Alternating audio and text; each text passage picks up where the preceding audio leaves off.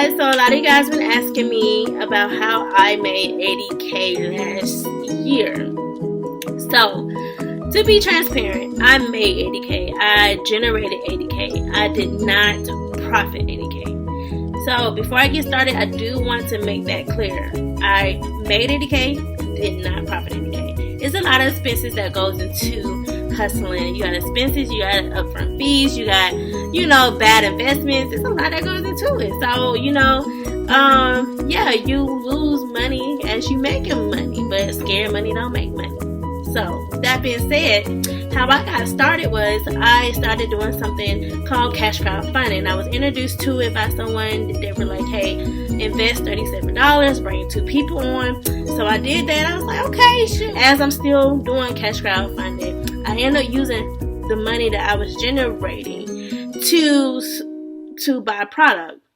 So I bought a bulk product. I bought a bulk product. When it got here, I started trying to sell it on my Facebook page. I was trying to get support from family, friends, you know what I'm saying? Like, I was just trying to get support from people that was around me, that was in my circle, and, people on my Facebook page. And so, it wasn't popping off like how I wanted to. I said, man, I gotta find another way how to sell more product, because I got the first boat sold, but I got another shipment coming in. How am I gonna sell this? You know what I'm saying? Because I wasn't getting the support I wanted, right? But that's okay. And so I started selling on Facebook Market. I started selling on Let Go. I started selling on third-party entities.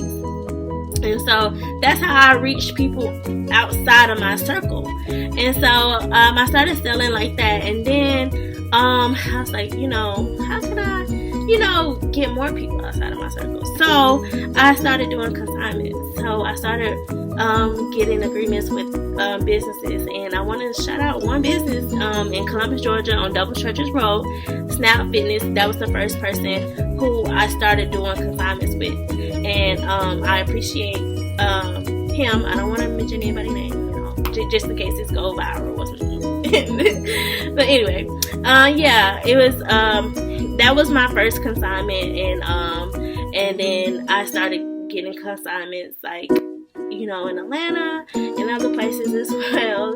And so I started doing consignments, and I got a lot of no's doing consignments. So don't think that it's going to be easy. Hustling is really not for the weak. You really have to be strong to handle all of the no's, all of the people who kind of be like, girl, what you doing? Like, you got to be able to handle all of that. So then one of my friends was telling me about Amazon.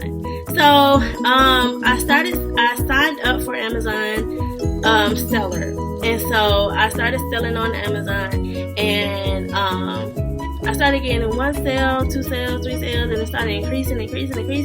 I was like, man, I can sit back now. You know what I mean? So, but I didn't. I already had my website going, and I started using Google to market as well, Facebook to market. Facebook has like a marketing ad, like where you can buy marketing services. And so that marketing can get expensive, especially with Google marketing. Like every time somebody click on your thing, that's like 10 cents. And it's just like, oh my gosh. Or every time somebody watch your video, that's 10 cents. Or see your ad, that's 10 cents. It was really expensive. So I really, like, a lot of my money went to marketing. I'm just like, darn, this is expensive. So, so I was still selling on Amazon and whatever. And I started flipping computers. I will buy a computer for maybe like $100 and sell it for $250. I would buy a bulk of computers for like $1,000 and sell each of them for like, $200 or something like that. So I was doing that all while I was doing cash crowdfunding, selling my products, all of that. Was it during this time? I was also doing a project with the community. and it was in Columbus, Georgia. I did a Okay, guys, I was rambling on. So all I was saying was, because of the project I did with the community and police basketball game, I had other nonprofit organizations reaching out to me to hire me. So because of that charitable event, I was hired on for other types of gigs. I moved to Atlanta and I met someone who was teaching me about how to flip houses without having like a real estate license. Like you didn't need one, nothing or any of that. So I paid him. I was like, okay. So we end up flipping one house. And we end up flipping one house, but it was a lot of people in the pot of flipping that one house. And when I'm telling you, flipping houses and is not easy. It's not easy like during the time. Now selling computers, I was selling computers at the time where it was like kids was going back to school and they needed computers to work from home and do school from home. So I was really selling a lot of computers during that time. So it was, I sold a lot of computers. It was I had computers coming in every day and going out every day. So it was really doing good. And then when I moved to Atlanta, that's when I started doing the property thing. And then I started to sell cars, if I haven't mentioned that. So if you don't have a dealership license, you can only sell 2 cars per year. Before doing all of this is how I generated that 80K.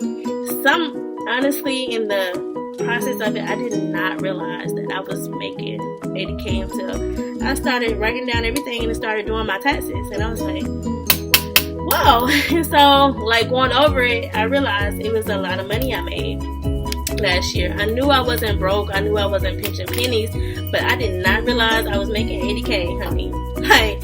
You know what I mean? I didn't realize I was making 80K. Meanwhile, I was in school. I'm in school still. Got 2 classes made last year, and it was not hard if you don't focus too much on it. So, it was super fun. Everything I did, I enjoyed. The connections I made, all of that. So, I hope this video helped. If you guys want me to go into details about every little thing, I will. I will tell you, I don't have a problem doing that. So, but I appreciate you guys watching this video. If you want more details, let me know. I got you guys. I hope I mentioned everything that I felt like it was important to say. So, but yeah.